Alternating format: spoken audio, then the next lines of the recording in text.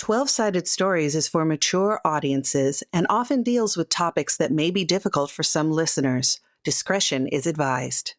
In the city of dreams, everyone wants to be a star, but at what cost? 12-Sided Stories presents Otherworld Hollywood.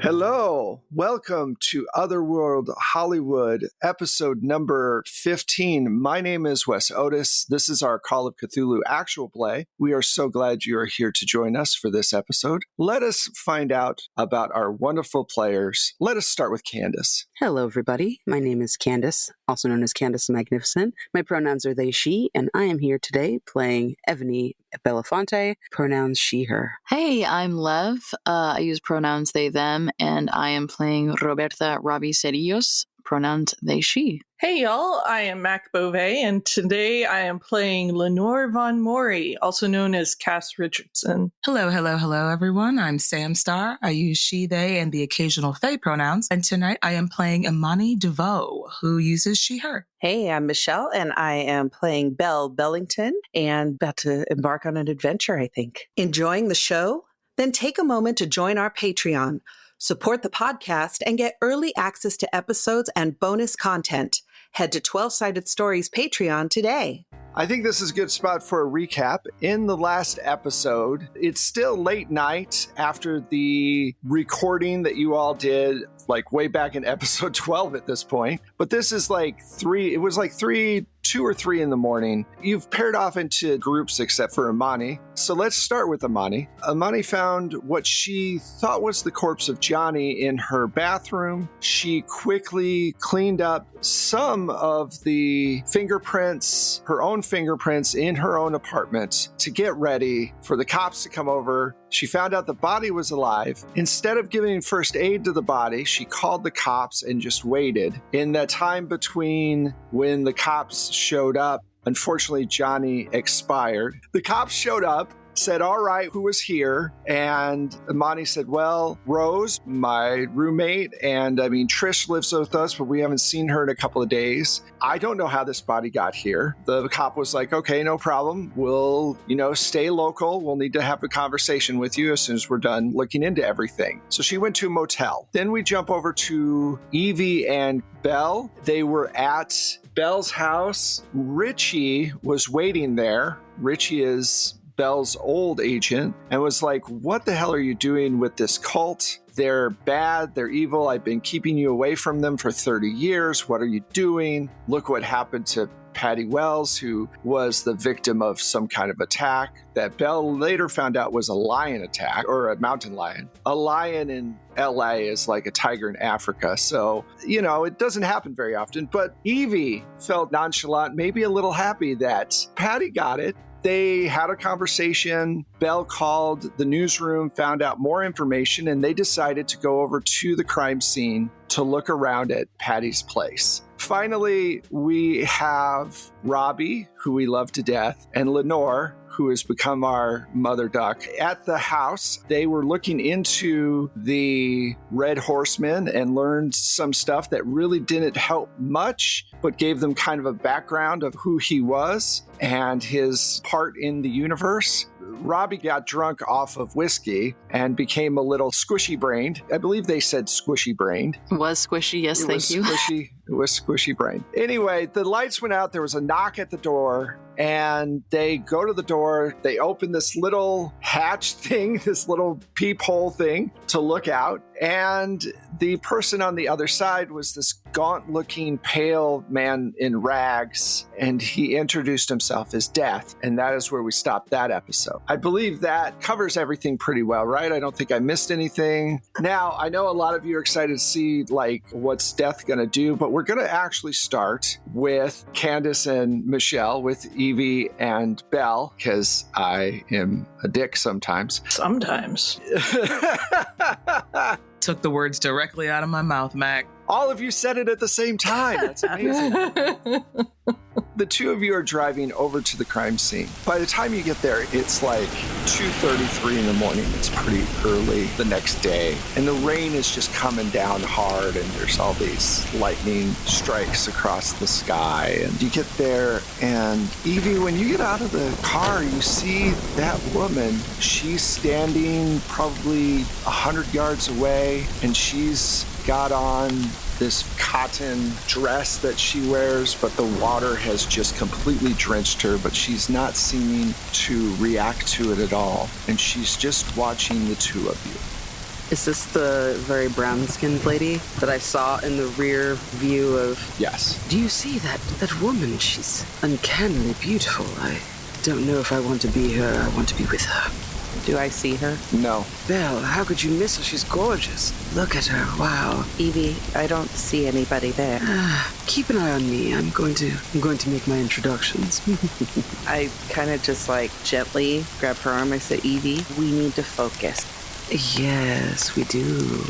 And I'm like slowly moving towards the apartment. Oh, excuse me, I don't mean to be rude. Please, visit me at my home. Surely you know. You look like you know where to go. A lightning strike hits, and suddenly she's gone. Damn it. So elusive. How is she not a star? You know, when you're talking to somebody who you're not sure, you know what's going on, you're like, it's okay, Evie. She probably went to your house. Honestly, Belle, you don't need to speak to me like I'm some kind of toddler. I can pull myself together. We're going inside now, you say? Oh, Yes, let's go. Let's get out of this rain. yes, get out of the rain. Sometimes the rain is good. Looked good on her anyway. You get up to the top of the stairs where this apartment is now. To be clear, these are like condo kind of apartments. These really large, really nice looking apartments or condos. You get up there and the door is slightly ajar. It looks like it was broken open off the hinges, so they couldn't close it all the way, but there's police tape up. What do you want to do? I mean, I look around, make sure there's nobody there, and go under the tape. You get in there, and there is blood stains all over the living room and the entryway. It looks like she was dragged several feet. There's a streak of blood that goes all the way into the living room, and it looks like there's spray all over the place from where her throat was ripped out. I hand Belle some cleaning gloves. I took these from my maid's pantry. I think we should probably don them, just to make sure. I've acted this out before in pantomime, movies and such, but I've never actually seen anything like this before. This is grisly. I'd like to say I haven't, but, well, just be careful. Don't step in any puddles. Oh, Belle, darling, no wonder you're so hard. And I put them on. Why don't you guys give me spot hidden rolls? That's exactly what I was going to ask for, because I want to rifle through stuff. Ooh, a 4 under my 47. Oh my goodness, that's a 1. Nice. I never have to roll, and the first roll I get is a 1. Delicious. Under 55. I'm proud. Both of you are incredibly observant, and you're looking around. The first thing you see is that there seems to be deep claw marks in some of the woodwork. It looks like a hand clawed through the door. You're looking around. Evie, you find this mark that looks the same as the mark that was on your invitation. Oh, good heavens. And it's in her blood underneath the rug. Belle, I fear I may have tread too far into the ether.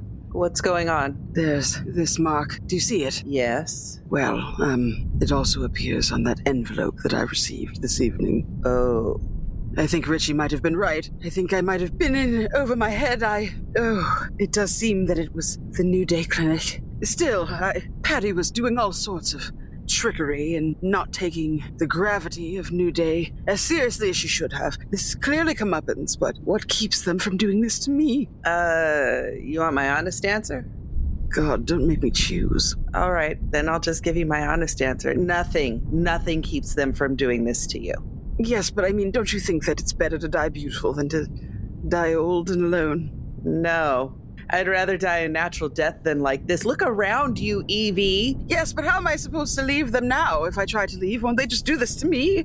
Maybe you don't necessarily have to leave, but maybe, I don't know, there's a way to bring them down or gracefully drift from them. I am quite good at gracefully drifting, yes. The Irish goodbye, I believe it's called. I don't know. I feel as though in this moment my judgment is clouded. They were so lovely to me, and I shouldn't make it about myself. A woman is dead, Belle. Get it together. Belle just kind of rolls her eyes. Let's see what else we can find. Let's put on our detective hats.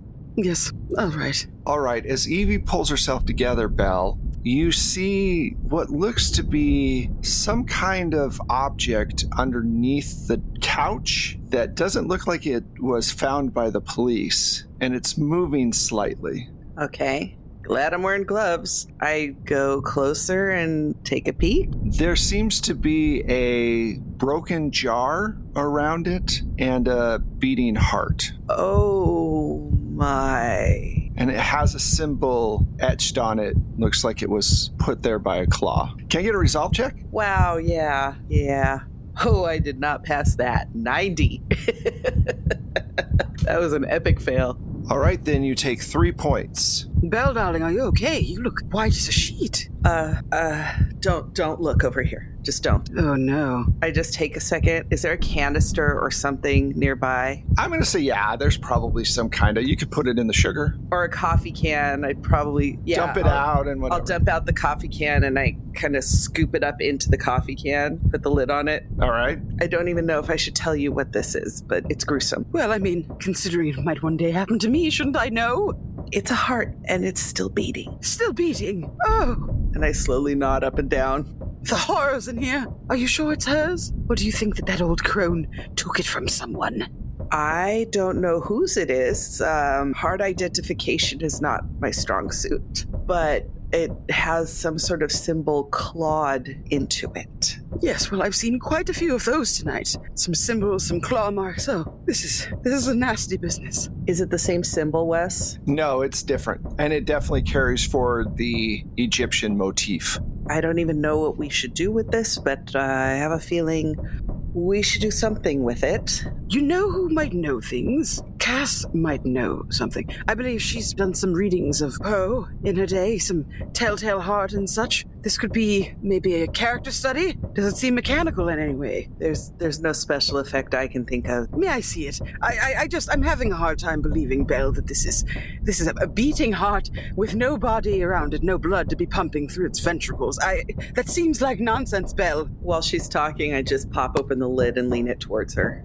Oh, good heavens. Can I get a resolve check from you, Candace? I got a 22, but Ebony passes that anyway. And then I pop the lid back on. Oh, dear God. She'll wake up in a minute, and I keep searching. I'm just going to leave her there. All right, so you're searching through. I'm going to jump over to Robbie and Lenore. You are at the front door. You have opened the small hatch to look out. Yes. There's the gaunt man standing there in rags, and he has told you he is death. And I would like you both to make a power roll, not a resolve roll. I got a 40 under my 50. Okay. I got an 8 under my 70. Wow. Very powerful today.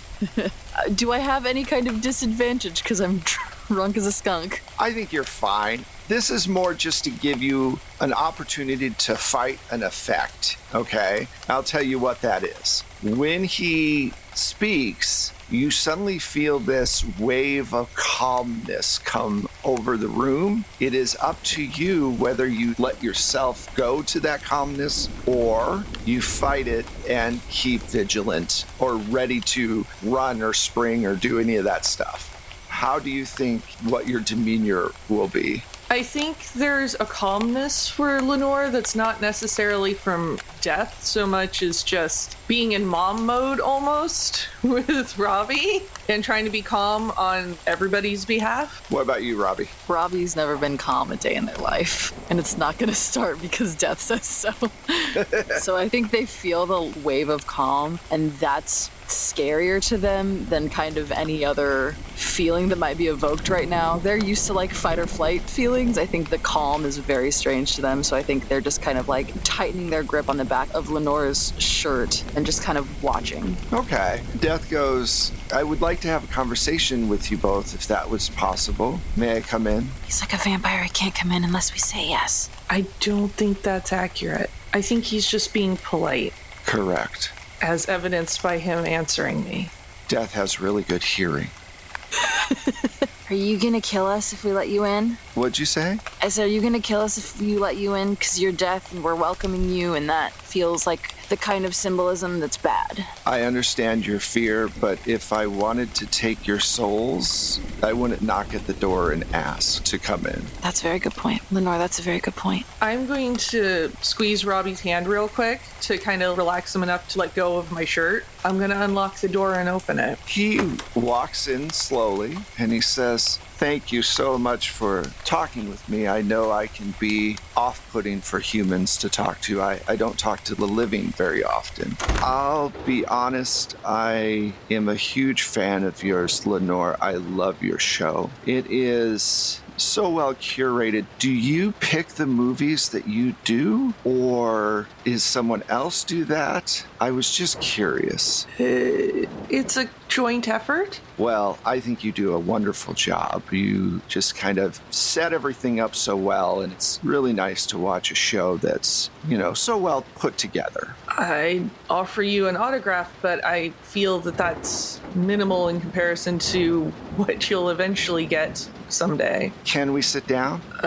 I suppose so. Do you drink? Would you like a drink? Sure. It's been a while since I've imbibed anything. What's your poison? I'll take what Robbie drank. Whiskey it is. So you serve him a glass of whiskey and you sit down, and he says, I wanted to speak to you, well, not only because of the show, but also because you have had contact with, I don't want to use the word brother, but we are kind of clumped together as horsemen. So you've had interactions, Robbie, with War, correct? Yeah, yes. I had some concerns about it, and I wanted to see how all of you were doing. I know you have questions. I'm sorry. You're concerned for our well-being? That's the one. Well, yeah. I think there's a misconception about death in general and about my function. For one thing, this is just one version of me, just like the version of War that you've been talking to is one version of War. In some cultures, I've been Anubis. In some cultures, I've been Hades. I change depending on what culture is interacting with me. War and I are a primal force. We're not like you. We're not individuals. We're cosmic emotions, I guess, or cosmic beings that facilitate certain emotions. It's complex. It's not easy. And it's odd that War is interacting with you at all and that you know about him. Do you know what his end game is for us? I mean, the end game in general seems to be exactly what it says on the tin, if you don't mind my saying so. I do not. I am not all-knowing, unfortunately, or fortunately, because who wants to know everything? That'd be pretty hard to deal with, I think. But I will say that it has perplexed myself and famine and pestilence. We are supposed to not really interact with you all until called upon to do so. So War's gone rogue? Possibly, but there might be something else going on. Like, let me ask, how has he interacted with you? Mostly it's been dreams, I guess. Okay. I don't mean to speak for you, Cass, but we've had dreams of people fighting. You fought Belle in one of my dreams, I think. And then there was the dream that had the big spike. I don't know if that one was his dream or if I passed out or what. That was when I was in my apartment. But it was like a big spike, and then there were a bunch of bodies impaled on it. And then there was this person in a cloak. Well, not every scene of death has anything to do with war, I would suspect. Well, was the other dream you? Was that a dream from you? Did you give me the spooky body pale dream? No, I did not. I don't think anyone's given you dreams. I think that you and your friends have a stronger affinity for it, Robbie, but your friends also have the ability to enter into dreams. I don't think war is giving you dreams. I don't think war is entering your dreams or affecting you. I think you're entering his dreamland. I don't know if he really understands what's going on either. Have you ever heard of anything like this before? No, and that's why I came to find out about it. It's never happened before. So you have to understand that war is rage. War is not a soldier. He is not a general or anything like that. So he is more of a reaction, a manifestation of those emotions. Just like with me, I don't know if you felt it or not, but once we started to talk, I give off more of a calming aura. It's because when you're dealing with someone who's either passed on or living, you don't want them to be frightened about this process. You want them to be calm. You want them to relax and be able to make the transition without any undue fear or pain or worry. Death can be very frightening for humans, and so I calm them. I'm not sure if war really knows what's going on. If there are two of you here, there's two of you in this city, for sure. We know that. Yes. Are your siblings going to come? Is something bad coming for Los Angeles? Or no, that's okay. Los Angeles has a lot of bad things happen to it, whether or not there are horsemen here, because people make choices, and sometimes those choices are bad choices. But are your siblings coming to egg them on so we burn the whole city down and everything kind of collapses and we all have to run away? It's very complicated. Anything that deals with the supernatural and with faith and gods is complicated. In short, there are many different versions of death. I am just the version of death that is mentioned in Revelations. I'm a manifestation of that particular death. So you're a manifestation. Is there a way to unmanifest a version of one of you? This has never happened before. We are supposed to manifest and make ourselves known during the apocalypse enacted by God. But the thing is we don't know if or when that will ever happen. So until then, we must live apart from you. War has decided to live amongst you. Well, I just... Okay, so... Okay, all right. I have to gather my thoughts. I had a thought and then it ran away. I don't like drinking. I don't think I like drinking, Cass. I have noticed. Okay, no. So, why does one end of the world count for other people? Like in the United States, they all talk about a freaking melting pot and everyone's supposed to have... But, there's a bunch of different belief systems in here. Whether it's God's end of the world or some other entity's end of the world, it's the end of the world for everyone. Which one happens? I'm not sure. I don't have the answer for that. If everything is real, then anything is possible. And I know that can be hard to wrap one's head around. Is there anything we can do to protect ourselves from war, personally? I think finding out why you're having these dreams, I don't think that they are connected to war. If you can find out the reason that you are showing up in others' dreams, it might be something that you can control and then stop. God did not give war the ability to control dreams. Wait, there is a God? Of course there's a God. Oh. There's lots of gods. You've met one. Oh, I guess that's true. Well, okay, so when you say God like that, it sounds like it has a capital G and means like one person. Well, he likes to put a capital G on his, but yes. But so there's a capital G God and then there are lowercase g other gods. Absolutely. Why don't they get to have their capital G? That's not fair. Oh, Jesus, Robbie, that's such a deep dive. Do you know Jesus? Jesus is God. What? No, he was the dude he did hammering. Yes, he was a carpenter who died for everyone's sins. That never made any sense to me. I did never understand that. There are more things in heaven and earth, Robbie, than are dreamt in your philosophy. And Death takes a drink of his whiskey and continues. Like I said, these are complicated issues, huge things that are not easily explained. Everything is real. Human belief has way more power than people understand. Humans think that gods are above them, but it really all comes down to faith. There's a lot of people that believe in Big G God, a lot. And he has 3 different religions. So if I believe in the little lights in Marfa, do you know about Marfa? Do you know what the lights are in Marfa? It sounds familiar.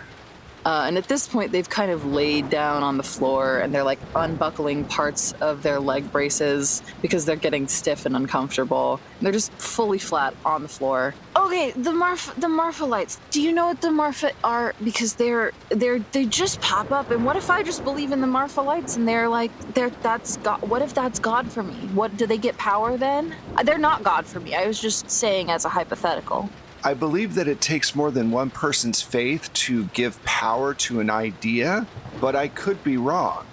Well, that's getting into like if everyone's reality is different, then why does your reality matter to me, or why does Cass's reality matter to Belle, or why do we all have one same reality and a lot of different realities? Can you make a resolve check for me? Yeah, for sure. And then Robbie blew up. And then Robbie just started crying and fell asleep. It's a 23 under my 62, yeah. Okay, cool. As you start to do this, Death goes, I understand the confusion and that it doesn't make 100% sense. It is not something that is easily explained. Not everything has an explanation. Not everything is knowable, especially for humans. That sucks. It does. It does suck. I agree with you. But some knowledge can harm you, can hurt your brain. For now, I would focus on finding out why the 5 of you keep showing up in his dreams. Maybe talk with him. You don't have to do any violence. You don't have to do anything like that. Maybe you can figure out the answers together.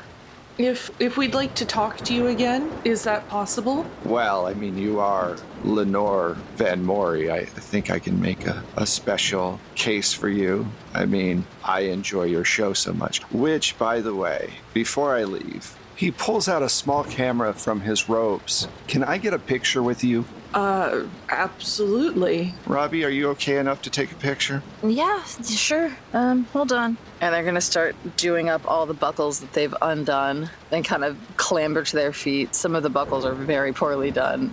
Their legs are shaking a little bit, but they'll take the camera. Okay, 1, 2, 3. Okay, thank you so much. Oh, and don't worry. I didn't tell you this part because I didn't want to worry you about it. You're going to be okay. But you're about to wake up. And the very next second you wake up, your car has hit a small tree, and Robbie is asleep with her head in your lap. And Penelope is knocking on your window, trying to get your attention, trying to get you to wake up. What? What? Where? Roll it down. Lenore, are you okay? I don't. Where am I? You're at my house. I just got back from London, and it's Penelope. Oh. Is that Robbie? Are you guys okay? You just ran into one of my little trees out here. I don't understand what happened. We were one place and then we're another place, and Robbie, wake up. What, huh? car? Wait, no, we weren't in the car. I know, we were in the house, and Well, let's get you inside out of this rain. and I'm gonna very carefully help Robbie sit back up Okay. and get out of the car. Are you okay? Are you okay? Tree. We hit a tree? Are you okay? We hit a tree. To say I'm okay would be a complete falsification. Are you hurt then? I don't know. Let's get inside and go from there. Can you move your head? You're supposed to not move, but if you can move your head, I think you're okay. I think I'm okay. Okay. Shocked, but okay. Okay. Okay, I'm going to jump back over to Evie and Belle real quick. Candace, Evie wakes up on the floor of this kitchen. You can hear Belle going through stuff in the other room. And the canister with the heart, is that still in the kitchen, Michelle? Yeah. Okay, so the canister's up there on this shelf. Now, you're going through all her stuff, Belle. You don't really find anything else besides the things that, I said, but it's basically those symbols, the heart, and all of the blood everywhere. So it kind of confirms that if it was a human doing this, they really hated her. Okay. Now, Evie, you're awake. What do you want to do? Do you go to Belle? Do you grab this canister with the heart in it? What's the plan? I think Evie goes to Belle. She's just kind of really out of sorts at this moment. She's trying to focus on the new symbol that she saw because she already knows she has a record of the other one at the house. I don't think she would have brought anything to write with because she shouldn't think about that stuff. I think she keeps eyeing the canister. Belle would have a steno pad. Okay. So then I'd probably ask to try and draw it, like write it down. And then, I don't know, I'd probably want to go in her room. Like, that's not where she was murdered, but I would want to see, is there anything else in her personal areas that can give a hint as to, like, her state of mind or what she was doing when this happened? All right. So you go into her room, and there are candles all over her room. None of them are lit, but it does smell like there was some sort of incense or something like that kind of smell in the air. Next to the closet is this huge mirror, and in that mirror is the woman that you saw outside, and she puts her hand up to the mirror and touches it. Is Belle with me, or am I by myself? You're by yourself. I put my hand on the mirror. I'm sure you've already figured this out, but you are in great danger. What can I do? First of all, you're enchanting. Second of all, what do I do? You need to bring Sekhmet to me. How will I know her? She has a lion head. Did she do this? Yes. God. How can I find her? I'm afraid she's probably going to find you. And how do I find you once I'm with her? I'm never far away from her. Who are you? I am Hathor. And when I bring her to you, what then? What happened to her, to me? We become one again. Two sides of one coin? She is a piece of me that was lost, and she became her own person. And to stop her, I need to reconnect with her. And what about me? Well, let's try to hope to keep you alive. Alive and in your good grace would be a good place. Yes, it would be. I think Evany kind of lingers and lets her eyes sort of roll over Hathor's body in the mirror. And when she meets her eyes again, I think she has a very surprising blush to her cheeks. She's usually kind of the predator in her vibe, but I think looking at her, she understands that there's something greater than herself here and has a more kind of supplicant visage. I'd like to know more about you, and if worship is what you want, I do believe I could deliver once our problem is taken care of. Let us deal with our problem. Right now, you need to get some sleep. And then she fades from the mirror. Oh, get it together. Get it together, Evany. Come on. Belle, darling, I think we need to leave here now. I think we need to go get some sleep. I had an epiphany maybe. Okay. Do you believe in visions, Belle? I think I'm starting to. The woman outside that I saw, she says her name is Hathor, and that the person who did this is Sekhmet. As in the Egyptian goddess Sekhmet? Yes, the same. And I don't know Hathor, but I have heard of Sekhmet. A lion's head, which would check out considering the claws. Oh boy. All right. We need to reunite them somehow. For the first time in my life, I feel as though I'm in over my head. Well, let's go. I don't know if your place is safe, and I don't know if my place is safe. I think we need to find somewhere that's a bit harder to find, someplace people wouldn't expect us to go. So not the Chateau Marmont, then? No. I was hoping we'd have an excuse to stay there for a night, enjoy a little bit of pampering, but, what about Richie's? Richie's might work. Yeah. Let's head there. I don't think he'll be too happy to see me, but, You'll have to deal with it. We're all adults, damn it. So we'll flash over to Richie's house. You're outside and you knock on the door, and Richie comes down and opens the door. And at this point, it's early morning. Not a word, Richie, darling. I need a place to stay. Belle is staying with me. You will like it, and you will not ask any questions. Oh, now you want my help. I will pay you with one sentence, and I shan't give it to you again, so listen good. You were right. New Day was a problem, and I'll figure out how to get myself out of it after a night's sleep. Thank you very much. I will accept this as payment. And he goes to the side. He goes, the guest rooms are down the hall. Thank you. Thank you, Richie. So you all fall asleep, each in your own locations. You all wake up in a large room. There is a huge table in the center of the room that has all of these pieces on it that look like different armies on top of a large world map. Kind of bent over the table is this very tall person in strange armor. The helmet is sitting just a few feet away. He's muttering to himself, and you can feel anger and rage, but also sadness and depression coming from him as he's moving these pieces around. And at first, he does not even acknowledge that you're there. And though he looks completely different, it is definitely war. You're all standing 10 feet behind him, and he goes, I see you've all made your way back into my dreams again. Well, it's not on purpose. He turns towards you, just kind of stares at you for a moment. Why are you here? Well, if we knew the answer to why we were here, we wouldn't be here. Honestly, I'd rather be having my own dreams right now. For once, I agree with Belle. Yeah, yours are really not fun. Well, once the war comes and everyone is gone, it won't be a problem anymore. And he turns back to the table. Robbie's gonna go and look at the map, almost in a familiar way, go and stand not next to war, but kind of adjacent. What war are you talking about? Because I know there are several wars kind of happening all the time, because that is the way of being a human person, which is gross. But which one are you talking about specifically? He says the final one, the one where you all explode into violence, which you are prone to do, and kill each other. Okay, but which one is that? Because like I said, there's a lot going on at any given moment. I'm talking about the apocalyptic one, the final one. You mean like the one in the Book of Revelation? That's the one. Well, I'll be damned. My grandma was right. You're saying it's the end of days? It's not the end of days, unfortunately. I'm waiting. Oh, thank goodness. I just started looking better.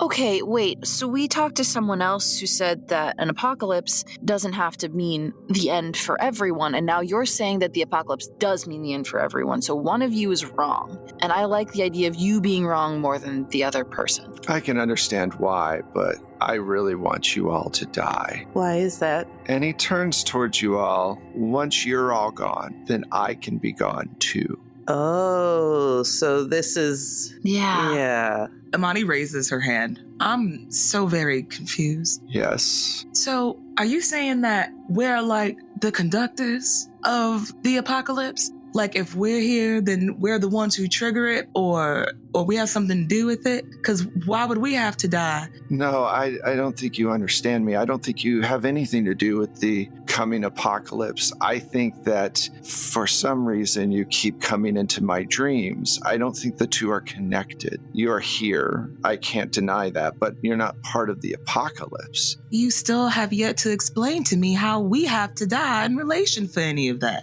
I'm not talking about you personally. I'm talking about the entire planet of people at some point will die during the apocalypse. At least that's my hope. I don't know when it's going to happen because I have no control over when it happens. I just am told when to ride out. Belle's reporter brain goes off for a second, and she looks at Robbie and says, wait. You talked to someone? Who did you talk to? Good question. Great question. Is that something I can explain not in the presence of this guy who I don't want to know all of my information ever? Oh, okay. Yes. Not that I don't want to tell you, because I feel like we're all in this together now. This seems like we're all kind of stuck in whatever the hell's happening, and I want to put an emphasis on hell, even though I don't know if I believe in any of it. But I don't know if I want him to know what I know, you know? I get that.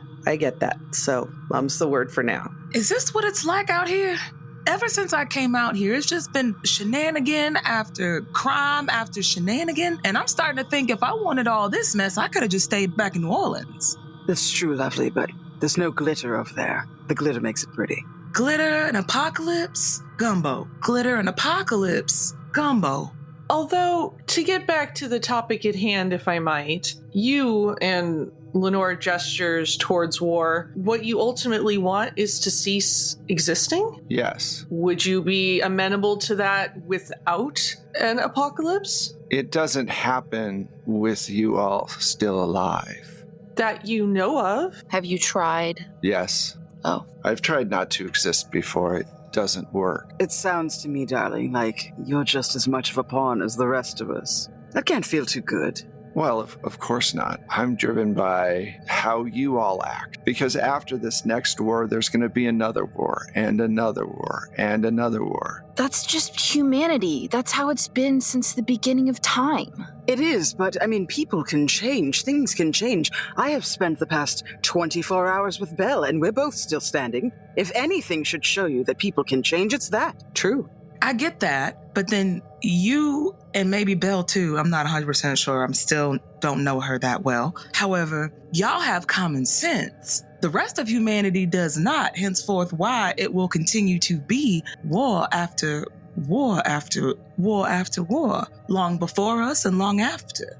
And as long as you're all fighting, I keep existing. You have to end for me to be able to have peace. So what you need is peace. Well, what about changing the nature of your existence? And why is your peace more important than our existence? Well, I'm not saying like peace like that. What I'm thinking is like world peace. Like people need to stop fighting. Henceforth, he can stop in general. I don't see that happening anytime soon with the way things have been going for the last 10,000 years. But to Robbie's question, why is my peace more important than yours? Than our existence, technically. Existence. After so many millennia, it is hard for me to look at you all with anything but contempt, because you continually pull yourselves into the same situation over and over again. I think if your influence is causing people to be mad, that's kind of your fault. Doesn't really work that way. How? But okay, then explain to me how it works, because in my understanding of how all of this works, which is a tiny human, not really understanding of the celestial workings of blah, blah, blah. Finally, you get it. Okay, whatever. So my understanding is that you make people pissy, and then the pissy people fight. But you're sad underneath all of it. Well, okay, no, that's not how it works. God, it's so hard to deal. It's like talking with toddlers. You have to understand that you all are around me right now. I give off the emotions that I give off because I am the manifestation of war. I'm not like walking battlefields and making people fight. I am the result of you walking battlefields and fighting. So when you all argue and you're rageful and you're angry, those emotions don't just disappear into the ether. They manifest themselves into belief. That energy, that emotion is what my life force is. I am a result of humanity's faith in the book of Revelations. So they believe in the four horsemen. So the four horsemen exist, not the other way around. People believe in different gods, and those gods exist because of it. None of this explains why we're in your dream. Can I go home? I don't know why you're in my dreams either. I don't want you here. It looks like we're in this together, as I believe my companion said earlier. And until we figure out what exactly that means, maybe be a little more welcoming. Have tea next time. I like the little sandwiches, the little cucumber sandwiches with the crust cut off. Those are very delightful. Just because you're war doesn't mean we must war. I do not know how to entertain. Well, if we have to learn things, then so do you. You can try something new. You'll be a lot less lonely. I have another question. Yes, Amani. So, wait, you said you're not all-knowing? No, I'm not all-knowing. None of us are. We know a lot. I mean, compared to you all, but that's not all-knowing. There's some contradictions in your statement, and I don't have time to review all of them, but just know some of their math is not math, and share.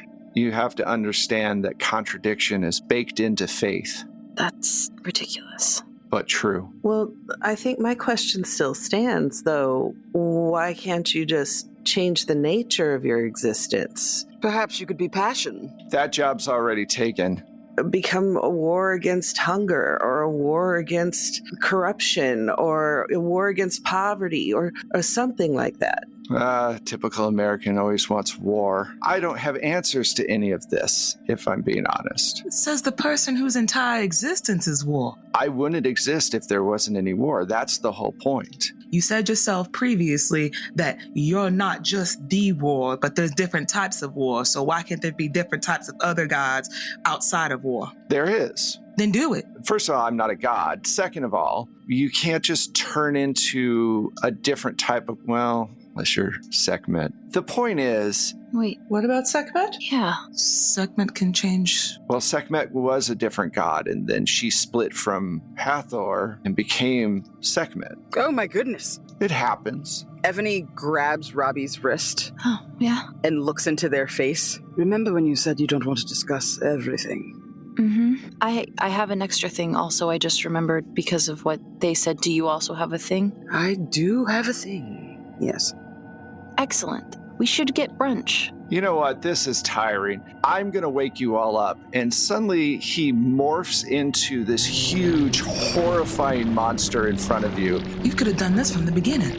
You all just wake up in your beds. I wake up and I'm like, I have to go get Belle. Oh my God. Horrifying. I wake up and I'm just like, everything here is just so back asswards. Robbie wakes up and says, I have to make brunch. I wake up and I go down the hallway, and meet up with Evie. Yeah, the second that you look into the hallway, Evie's already there, door open, like, Like, what the hell? Belle, darling, we must talk. I think Robbie said something about brunch. Yes, let's put on some clothes. Richie, do you still have that little boudoir of mine? Yes, I do. Ah, good man. Listen, Belle, it's not the latest fashions, but it'll do you just fine, don't worry. Thank you. So, do you all want to get together, or is there something else you all want to do? I think we need to get together. Yeah, we Yeah. gotta get together. The council.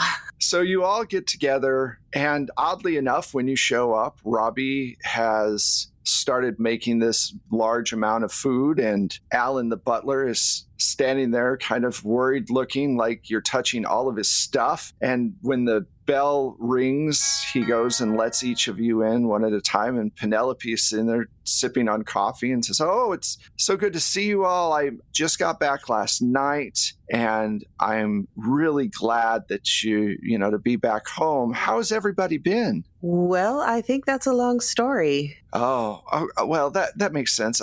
I have some things to do around the house. I will let you all talk. Now, Easter is sitting in the hallway between the dining room and the old medieval door, and you notice that Penelope goes to the door, opens it up, and slips in as you all are sitting down. And that is where we're going to end this episode.